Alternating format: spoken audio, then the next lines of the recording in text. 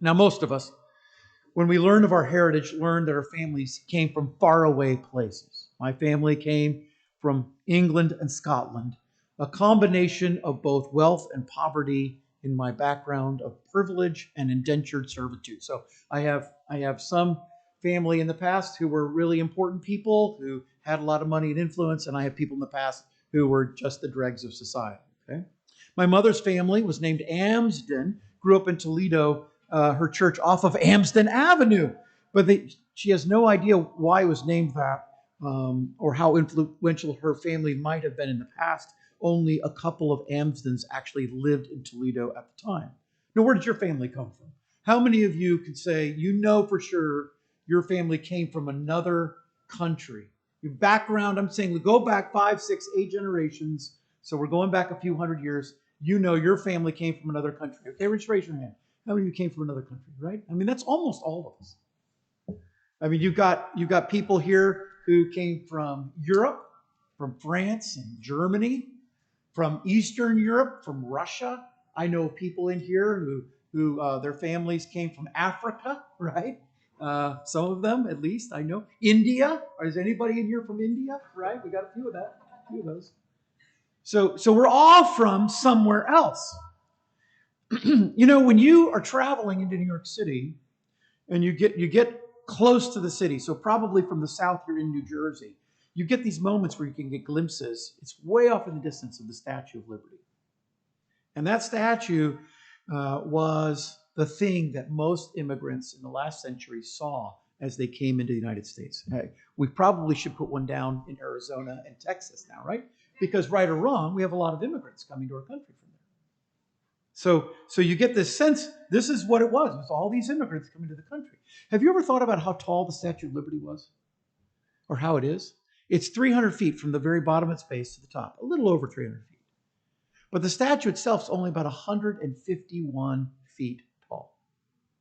Nebuchadnezzar is building a 90-foot statue. Now, the Statue of Liberty is covered in what? Well, it turns green, right? What's it covered in? Mainly copper. Maybe some other elements are there, but mainly copper. No, not Nebuchadnezzar's statue.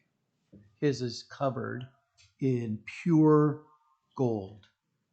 Now, the statue that we have stands as commemoration that America is a nation of immigrants. Imagine for a moment how proud Nebuchadnezzar must have been to build a statue to himself. 90 feet by 9 feet. 90 high, 9 wide. And while not as tall or as big as Lady Liberty in the ancient world, this must have been an enormous statue. And there's some question as to the makeup of the statue. Some people think it was like a totem pole, and near the top there was a carving of Nebuchadnezzar. Some people believe that there was a base that was part of that height, and then because a 90 by 9 would have looked really weird as a human being, as a person stands, it would have looked strange. But either way, it was enormous. And some people think the statue was near the walls in Babylon. Other people think it was near a brick kiln that was out away from Babylon some distance. But either way, it was huge, it was grand, but it was all about Nebuchadnezzar. It was all about a place to honor himself because he was the greatest man on earth at this time from a human standpoint. I don't want to just set aside what's going on in China and India at this time because China and India were probably greater than Babylon, but Babylon is what we call part of the known world, and China and India, what's going on there at this time is not part of the Western civilization. And so we don't generally focus on those things, although there were some really great people in those civilizations. That being said, Nebuchadnezzar in Western civilization is the most important person in the world at that time, and he's making a giant statue to himself. And I want you to understand then, Nebuchadnezzar has a problem, and this problem is pride. He's very proud. And so I want to begin tonight by just having us stop and recognize the danger of pride. Pride is a godless promotion of ourselves. There were 3 elements to this building project. There's the statue itself. excuse me, it's likely wooden or brick overlaid with pure gold. That means it's very expensive to build.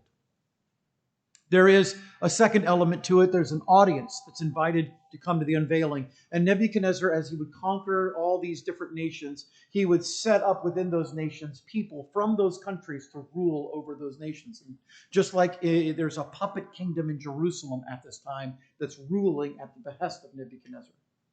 And so Nebuchadnezzar is calling people. And it may very well be, even at this time, that the king of Israel has been called himself to come to the plains of Dura to watch this unveiling. These are all the administrators, the princes, the high-ranking officials that answer to the princes of the province. These are the major big chunks of land. And then you have administrators from smaller districts, advisors to the king. The king's treasurers are there. The judges that are throughout Babylon have all been brought there. Even probably what we would consider today a policeman. The police had a retinue there, and then they had the magicians, the musicians of the land. The Chaldeans were there, and they're the magicians, so they're there too, right? But you have the musicians are invited. So if you were important to the empire, you were expected to be there. Now, I'll just stop and say it's likely that Daniel is, being such an important person in Babylon, he is, as part of the sovereign will of God for his life, out of the country at this time. There really is no other answer because Daniel's not mentioned here, and he would be. And Daniel is likely the one writing this down, and he would mention where he was, and clearly Daniel wasn't about to bow down. So he's probably not around at this time.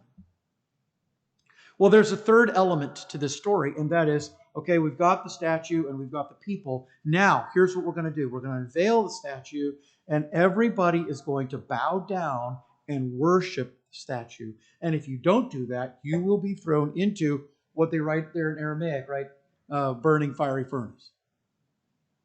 The dedication goes off for the most part without a hitch.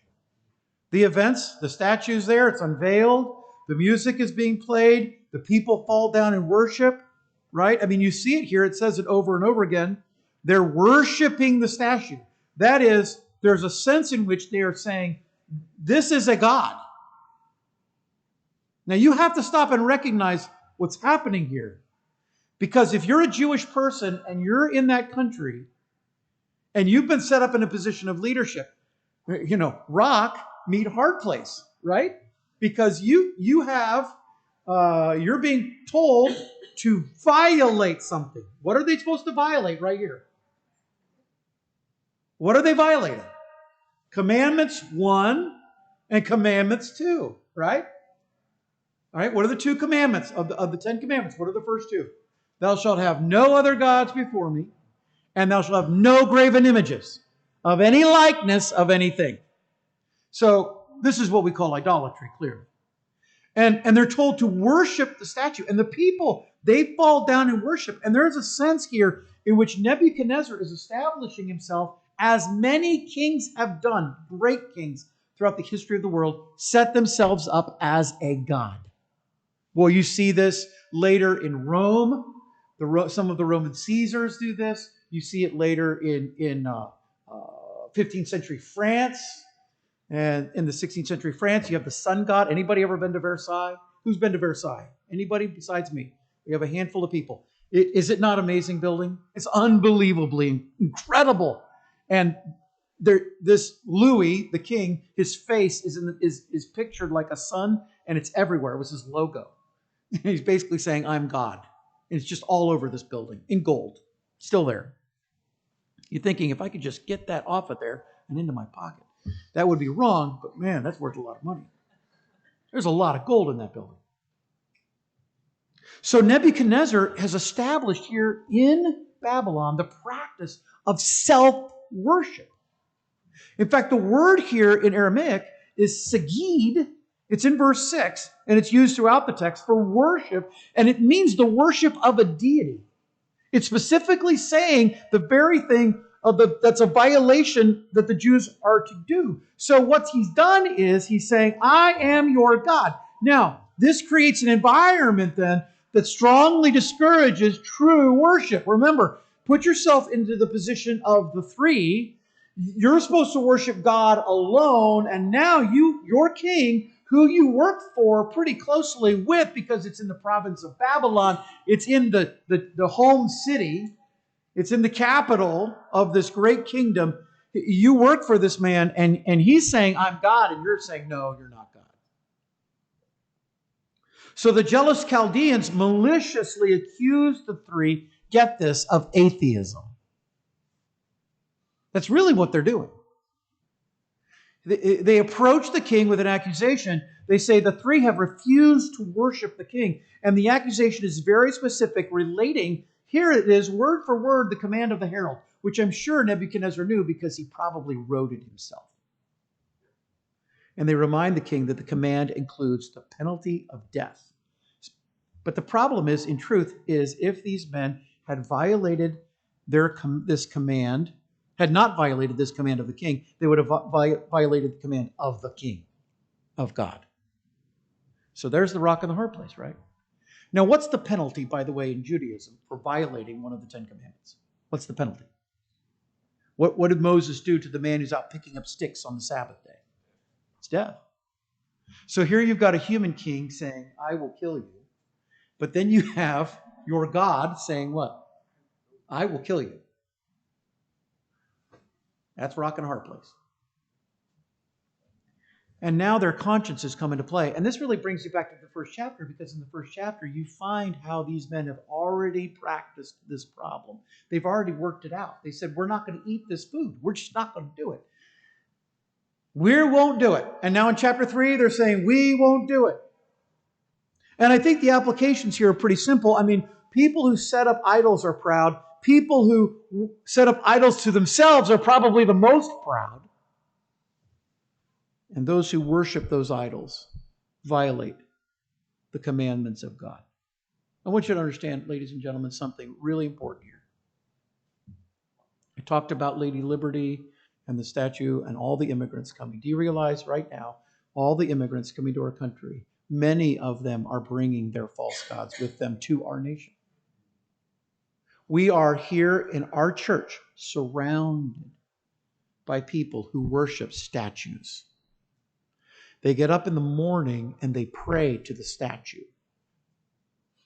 They go to bed at night praying and singing to the statue. They have certain psalms they sing. Have any of you ever been over on Chapel Hill Road and seen the new gate that the Hindus have built over there? Have you seen that? We were over on a Saturday. They cut down all the trees around it.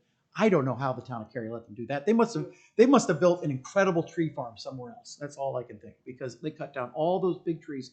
They're all gone, and now you can see the statue. And I was driving through it slowly the other day, and I watched all these people. They're walking through that gate and walking all around.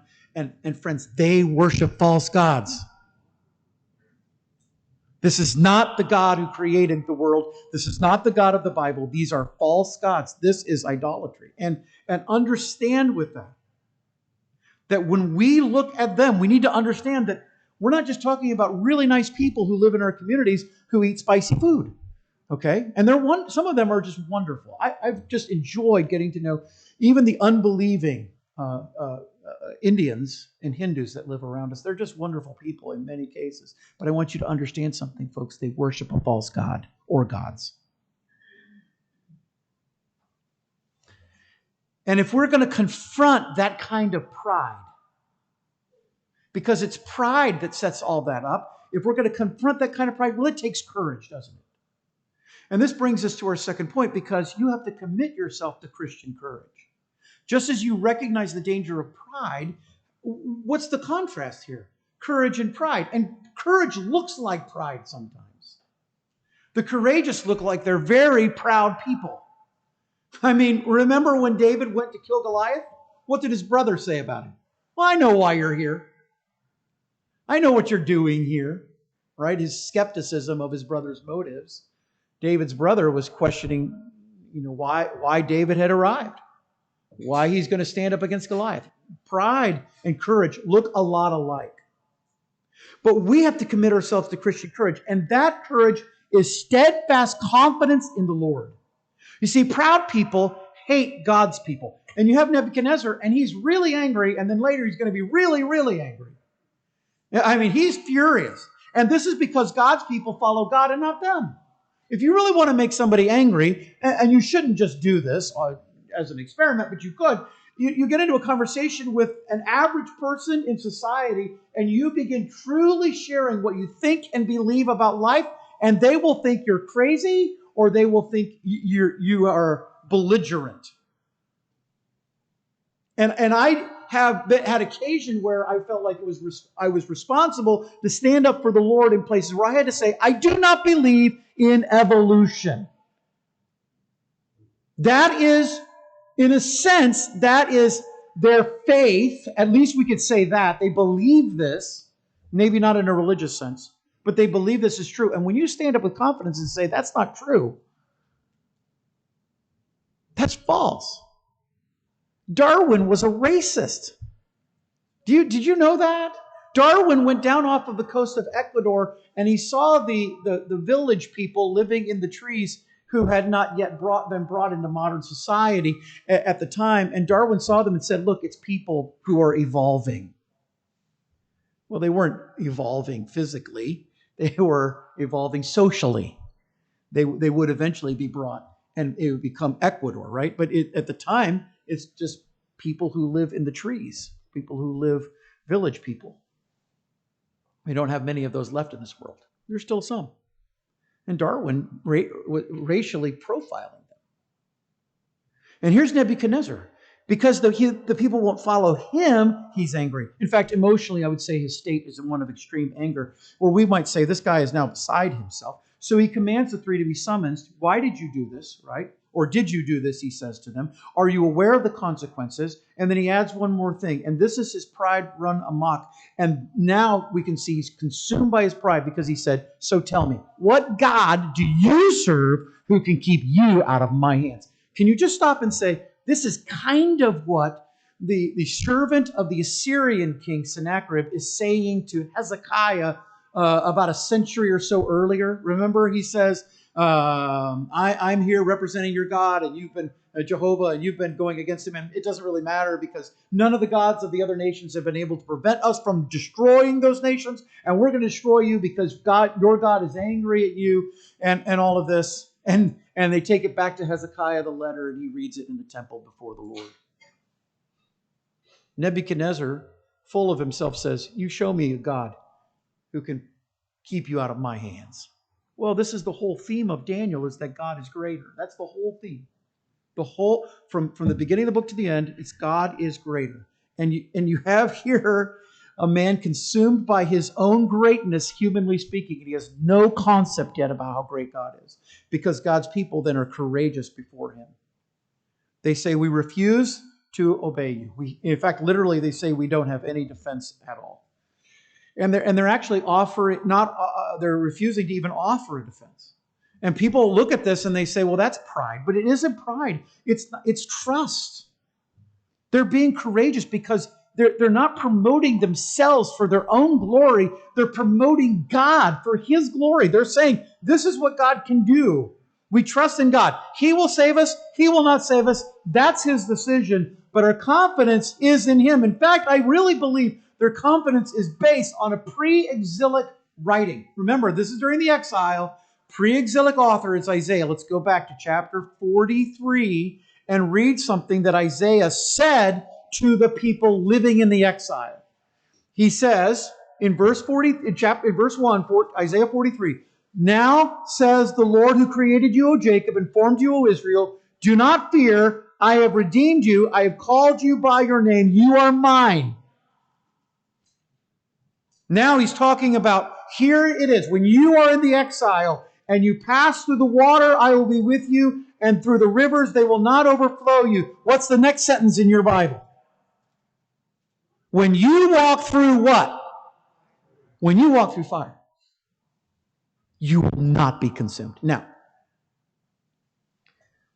I don't think these men are reading that or thinking about that necessarily and saying to themselves, it is certain that I will not be burned.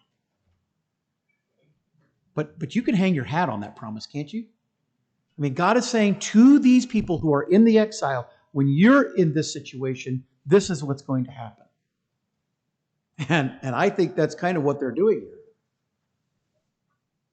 They're about to be in the fire, and the promise is they won't be burned. Now, that trust is going to be put to the test by those who hate God, by the king. The king does his very best to murder the three, so he does two things. He says, let's get the fire 7 times hotter, and let's bind them with the greatest warriors in our army. So you can almost see there's no possibility of escape, and there's no possibility of survival.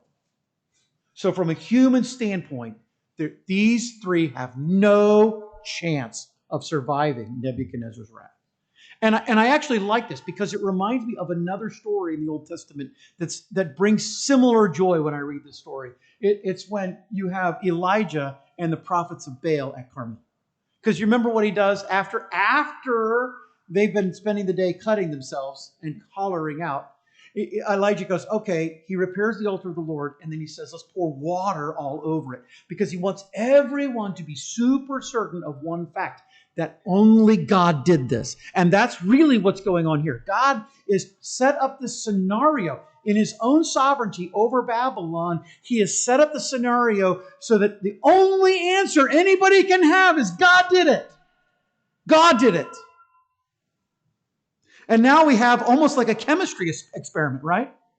This test is about to reveal who God is because the warriors are killed and the three are now on the ground in the fiery furnace. And in the human sense, they're just burned to a crisp.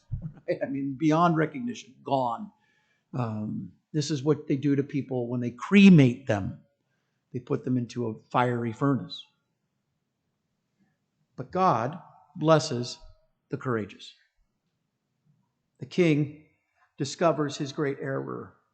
He's incapable of murdering them. I mean, this almost is like a fairy tale at this point because the king's thinking, what do I have to do? Okay, let's line up all of our archers. Let's shoot at them. I mean, you just pick a way of executing people. He can't do it.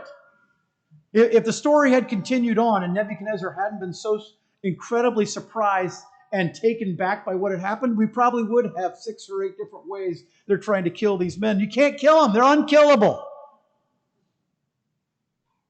God places them in the fire, and their bands that had been so tightly bound around them are now gone. The bands, the ropes are disintegrated. And they're walking around, and this astonishes the king. And he's just captivated. Now he has a new emotion. And Nebuchadnezzar is so emotional, he's basically bipolar, right? I mean, that's how the world would look at him. He's up and he's down, and now he's in this place where he's going, he's not angry anymore. He's astonished. He's in awe. This is unbelievable. I cannot believe this is happening. So much so that he really doesn't even know what to do. So he leans into the furnace as he gets as close as he can without himself being hurt, and he calls out to them, and he says, come back out of the fiery furnace. And when they come out, not only himself, but all of these people who are around him, all of these advisors, all of these leaders among the whole nation, could it be that the puppet king of Israel is there? It's possible. Watching these Jewish men, he himself having already bowed down to this false god, he himself watching now what the true God does. And the true God, he brings out these people unharmed. And can I tell you how profound this is? I think, okay, unburned, that's pretty cool, right? Your clothes are fine. But the part that I can't get past is they don't even smell like smoke. Have you ever gone into a gas station and gotten back in your car and gone, I smell like smoke? I was only in there 5 minutes. I was buying gum and pumping gas, whatever, and I now smell like smoke. If you get around a smoker, you're going to smell like smoke at some point, right? I mean, smoking used to be super prevalent in our culture, not so much anymore, but back in the day, you got around a smoker, you smell like smoke. It's hard to get out of your clothes. These people don't even smell like smoke. They don't smell like a fire. You go camping, you build a campfire, and you smell like the campfire. You smell like the woods. These people still have their eau de cologne, perfume, that they've splashed on their face. They still smell like normal men. And now, beyond that, the king sees a 4th person there. And we have no idea who this person is because the text refuses to say, but there's a hint that it's likely Jesus. This is a pre-incarnate representation of Jesus, physical representation. We call it a Christophany. Jesus actually appears on earth. It happens a couple other times. He's called in the Old Testament the angel of the Lord. He appears here, and he's like the son of the gods. And so then the king says, all right, I give up. I mean, I can't win. And Nebuchadnezzar's no dummy. He's brilliant. He's the great builder. He's the great warrior. He's brilliant. And he goes, I can't beat this God. So he goes to his people and he says, all right, Jehovah is now sacrosanct in Babylon. Stop for a minute and think about this. A pagan king in a pagan nation is now that had conquered Israel. He conquered them. He's ruling their towns, ruling their kingdom. He's going to burn down their temple at some point. He's in charge of them. He says, okay, anybody says anything bad about Jehovah, and now you will be cut in pieces and your home will be destroyed and turned into an outhouse. And by the way, the three, they get promoted. They now get a little nicer job, maybe a little better pay, all because they had courage before God. Now let me just say, the contrast here is between pride and courage. Can you just see what's obvious here? Pride, bad, courage, good. And so if I'm going to go through life, the application here is quite simple. Instead of promoting myself, I need to promote God. Instead of puffing myself up and saying, look how great I am, let's just let God do that. Let God be the one who promotes you. Let God be the one who speaks your praises to others. Let God be the one who says, have you considered my servant? And then your name. Because you don't have to do that. God is in control of all these things. He's greater, and He rules over the whole earth, and He rules over your life. And so you don't have to sit there and say, I need to pat myself on the back. I need other people to see me. No, you can say, when I'm in a situation and God is being demeaned and blasphemed, I can stand up and say, no, God is greater. We don't build statues to our gods, do we? We don't do that. Man took the glory of an incorruptible God and made him like the glory of corruptible man, of birds and beasts and creeping things. We don't do that. But instead, we worship Him, and the visible nature of our God on earth is when His people gather together and sing His praises and pray to Him and hear the preaching of His word and acknowledge Him. You are God over the earth. And that's bigger than any statue anybody can create. That His people would worship Him. Let's pray. Lord, we give You praise tonight and all the glory.